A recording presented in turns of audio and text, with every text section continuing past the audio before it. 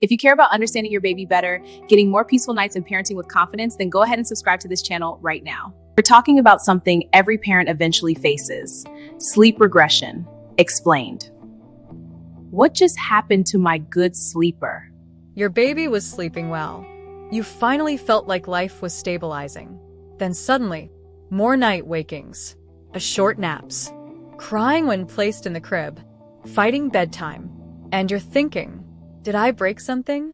Is my baby sick? Did I create a bad habit? Take a deep breath. What you're likely experiencing is sleep regression, a completely normal developmental phase. Today, we're going to explain what sleep regression really is, when it happens, why it happens, what you should and shouldn't do, and how to survive it with your sanity intact. What is sleep regression? It's a temporary disruption in a baby's sleep pattern, often linked to brain development. It is not a medical diagnosis. It is not a disease. It is not a sign of failure. It is a developmental shift. Your baby's brain is growing rapidly, and sometimes that growth temporarily interferes with sleep. The most common ages for sleep regression. While every child is different, regressions commonly occur around 4 months, 6 months, 8 to 10 months, 12 months, 18 months, 2 years. Let's break down the most significant ones. The 4-month sleep regression, the big one. This is the most famous and often the hardest. Around 4 months, your baby's sleep structure matures. They transition from newborn sleep patterns into more adult-like sleep cycles. Newborns have 2 basic sleep states: active sleep, quiet sleep. But around 4 months, sleep becomes more complex, similar to adult sleep cycles, like those studied in sleep science and described by experts such as Dr. Richard Ferber, author of Stop Your Child's Sleep Problems. Your baby now cycles through lighter and deeper stages of sleep. And here's the key. At the end of each sleep cycle, they briefly wake. Adults do this too, but we don't notice because we know how to fall back asleep. Babies are still learning that skill. So if they depend on rocking, feeding, or being held to fall asleep, they may need that same help every time they cycle. That's why you suddenly see frequent night wakings. The good news? This regression doesn't end because time passes. It improves when your baby learns to connect sleep cycles more independently. 6-month sleep regression. At 6 months, babies are rolling, sitting, becoming more aware of surroundings. Their brains are exploding with development. They may also begin teething. Sometimes this regression is mild. Sometimes it's intense. But again, it's tied to growth. 8 to 10 month sleep regression. This one is often linked to separation anxiety. Your baby now understands object permanence, the idea that you exist even when they can't see you.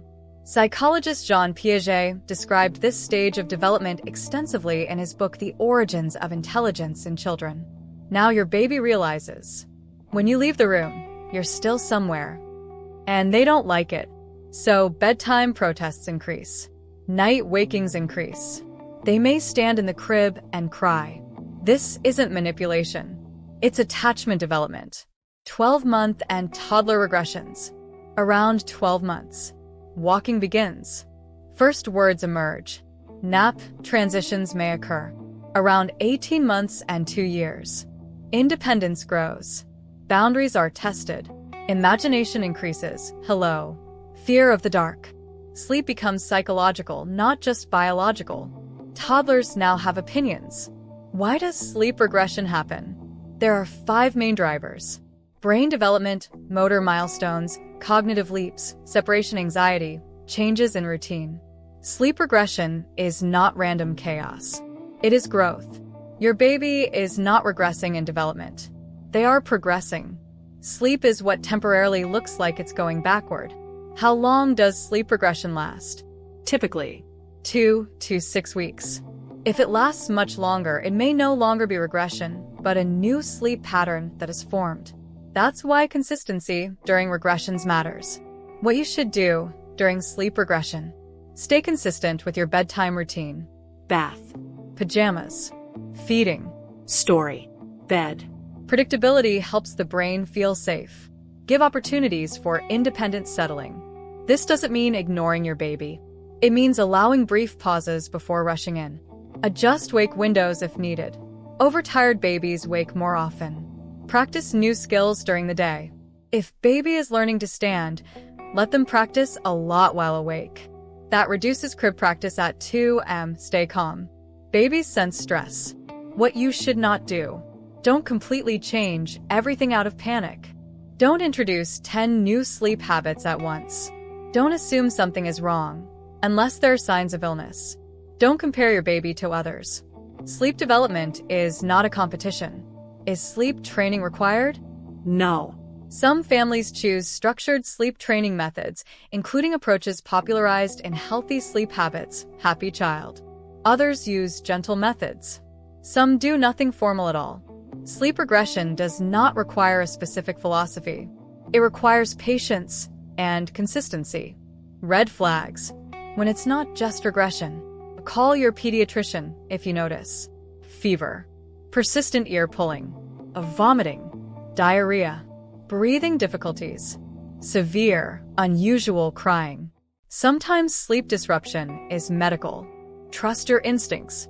The parent reality. Sleep regression affects parents deeply. You may feel exhausted, irritable, doubting yourself, emotionally drained. This is normal. Sleep deprivation affects mood, memory, and patience. Be gentle with yourself. Ask for help if possible. Nap when you can.